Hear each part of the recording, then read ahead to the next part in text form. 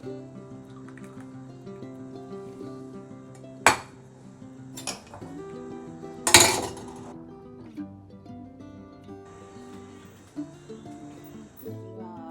কেমন আছো? নিশ্চয়ই ভালোই আছো। তো এখন বাজছে সকাল 6:15 আর সকাল সকাল উঠে যে চা বানিয়ে নিয়েছি। তো আজকে একটু সকাল সকাল মানে অনেক সকাল সকালই, এত সকাল আমরা উঠি না, উঠে চা খাবো। কালকে সারা রাত ঘুমাইনি আমি, মানে একদমই ঘুম আসেনি, টেনশনে। কারণ আজকে আমাদের একটু বেরোনোর কথা। তো এতক্ষণে হয়তো বুঝেই গেছো থাম্বনেল দেখে। তো আমরা একটু হঠাৎ করেই ডিসিশন হলো, কালকে ডিসিশন হলো, মানে শনিবার, আজকে সানডে, আজকে আমরা বেরোচ্ছি। তো ওই জন্য সকাল উঠে গেছি, এখন চা খাবো, খেয়ে ভাবছি একটু স্নানটা করে নেবো, কারণ অনেকটা রাস্তা, পৌঁছতে পৌঁছতে রাত হয়ে যাবে। তো ভাবছি স্নানটা করে নেবো, আর রাত্রেবেলা যেহেতু ঘুম হয়নি, একদম ভালো লাগছে না। তো চলো চা খাই, আর পরে আবার কথা বলছি তোমাদের সাথে, আগে চাটা খেয়ে নিই। আর অনেকটাই লেট হয়ে গেল, বেজে গেল 8টা বেজে গেল, অনেকটাই লেট হয়ে গেল, পৌঁছতে পৌঁছতে রাত্রি 11টা-12টা বেজে যাবে। আর সব লাগেজ আমাদের নিচে চলে গেছে, তো এখন আমরা যাব নিচে। চলো ওদিক দিয়ে ঢুকো।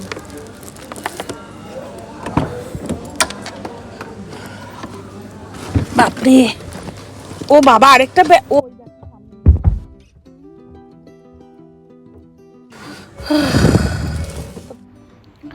তো আমরা দুর্গা দুর্গা করে বেরিয়ে পড়লাম। আর জিয়া আমাদের সাথে আসেনি, কারণ ও ব্যাগ গুছিয়েছিল, বাট ও আর লাস্ট মোমেন্টে একটু প্রবলেম হয়ে গেছে, ওই জন্য ও আসতে পারেনি। তো আমরাই বেরিয়ে গেলাম। আর ট্রেন বাস কোনো কিছুই টিকিট পাইনি, কারণ আগের দিন প্ল্যান হয়েছে শনিবার, আমরা পরের দিন রোববার সকালবেলায় বেরিয়ে গেলাম, তার জন্য আমরা কিছুই পাইনি। তো কাল সারা রাত আমার ঘুম হয়নি টেনশানে, মানে সকালবেলা উঠতে হবে, ওই জন্য গাড়িতে একটু ঘুমিয়ে পড়েছিলাম। আর নিচে নেমেছি একটা জায়গায়, এখানে একটু ব্রেকফাস্ট করব আমরা। প্রচণ্ড বাইরে রোদ, প্রচণ্ড রোদ, তো ব্রেকফাস্ট করার জন্য বেরিয়েছি। আর এখানে রাস্তায় সেরকম কোনো ভালো খাবারের দোকান চোখে পড়লো না। দীঘা মন্দারমণি যাওয়ার পথে যেরকম ভালো ভালো খাবারের দোকান পড়ে, তো এখানে সেরকম কিছুই পড়লো না। তো যাই হোক, একটা দোকান পেলাম, এখানে একটু লঙ্কা আর বিশু খেলো ঘুগনি মুড়ি, তার সঙ্গে চানাচুর দিয়েছিল। এই যে ভালোই ছিল, রাস্তার হোটেল হলে কি হবে, খাবারটা খুবই ভালো ছিল। আর মা খেয়েছে ঘুগনি আর পাউরুটি, আমি খেয়েছি ঘুগনি না, আমি খেয়েছি শুধু ডিম আর পাউরুটি। তো ভালোই ব্রেকফাস্টটা হলো, একটু সস্তায় ব্রেকফাস্ট হয়ে গেল। তো এখন ব্রেকফাস্ট করে আবার আমরা রওনা দেব। আর ডিম পাউরুটিটা বেশ ভালোই করেছিল। আর তারপরে হচ্ছে আমরা এখন খেয়ে আর একদম দাঁড়াবো না, টানা একদম আবার লাঞ্চে গিয়ে দাঁড়াবো।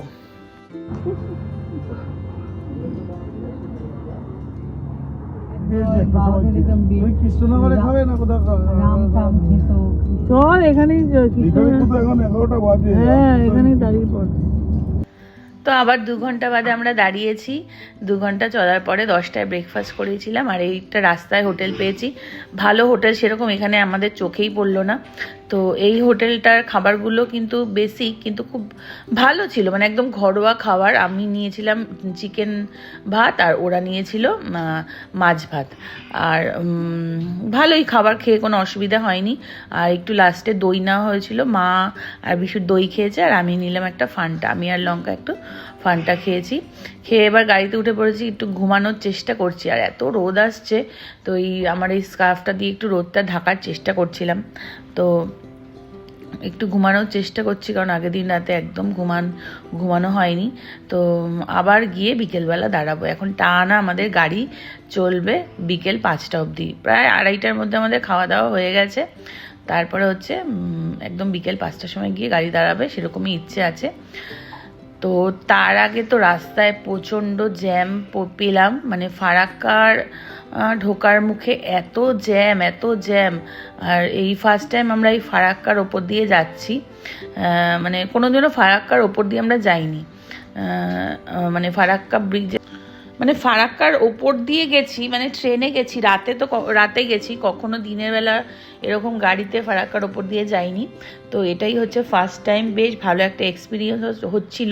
কিন্তু এত জ্যাম ছিল এখানেই, প্রায় 45 মিনিট আমাদের টাইম লেগে গেছে।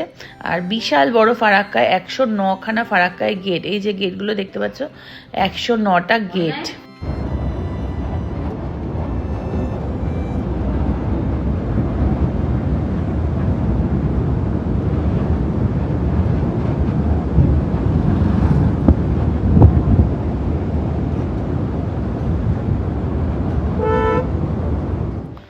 তো তারপরে এখন বাজে বিকেল 5টা, আমরা দাঁড়িয়েছি এখানে চা খাবো, একটা রাস্তার ধারের দোকান, ছোট্ট একটা দোকান, এখানেই চা খাওয়ার জন্য দাঁড়িয়েছি। এই যে দেখো, চাটা খেয়ে আবার বেরিয়ে পড়লাম। এবারে স্টিয়ারিং হচ্ছে বিশুর হাতে, এতক্ষণ লঙ্কা চালাচ্ছিল, এবার স্টিয়ারিং নিয়েছে বিশু। তো যাই হোক, সন্ধে হয়ে গেছে দেখো। আর এটা কিন্তু অনেকটা রাস্তা, মানে কলকাতা থেকে শিলিগুড়ি প্রায় 600 কিলোমিটারের মতো, মানে একটু কম হবে কিন্তু প্রায় 600 কিলোমিটার। তো তারপরে আবার একটু রাস্তায় দাঁড়িয়েছি, কারণ একটু চায়ের ব্রেকটা বারবার নিতে হচ্ছে আমাদের, এতটাক্ষণ গাড়িতে বসে থাকা, আর মানে কি বলবো, তার জন্য একটু চা বিস্কিট খাচ্ছি। আর আমাদের অবস্থা দেখেছো, একদম বিধ্বস্ত, কিন্তু কোনো ক্লান্তি হয়নি, কিন্তু এটা ঠিক, যেহেতু গাড়িতে এসি চলছিল তাই জন্য কোনো সমস্যা হয়নি। আর এই যে এটা হচ্ছে লাস্ট টোল, মানে শিলিগুড়ি আসতে যে প্রায় পাঁচটা টোল পড়ে, তো এটা ছিল লাস্ট টোল।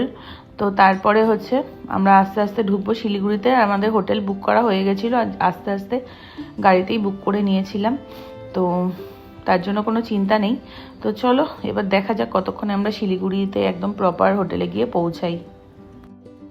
আর এরকম হঠাৎ করে প্ল্যান করে বেরিয়ে যেতে কিন্তু বেশ ভালোই লাগে, আর এইভাবে হয়, কারণ যখন তখন মানে কোনো কিছু প্ল্যান করে দেখবে কোনো সময় হয় না, অনেক সময় হয় না আর কি, কিন্তু হঠাৎ করে ডিসিশন নিয়ে প্ল্যান করলে কিন্তু এভাবে বেরিয়ে যাওয়া যায় আর কি।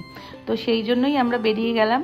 তো এরপরে দাঁড়িয়েছি আরেকটা জায়গায়, এখান থেকে একটু রাতের খাবার নেব। আর আমার অবস্থা দেখো একদম বিধ্বস্ত। এখানে উত্তরের ভোজ বলে একটা দোকান ছিল, তো দোকান প্রায় 10টা বেজে গেছিলো, কিছুই ছিল না, শুধু ছিল পানিরের একটা মানে তরকারি ছিল আর চানা ছিল, তো সেগুলো আর রুটি নিয়ে নিয়েছি।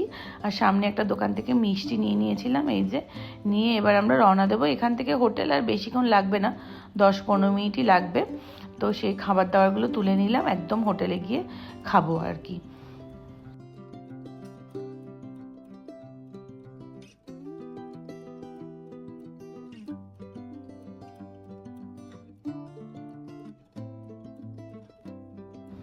তো ফাইনালি 13 ঘন্টা জার্নি করে আমরা হোটেলে চলে এসেছি, হোটেল অলিভ।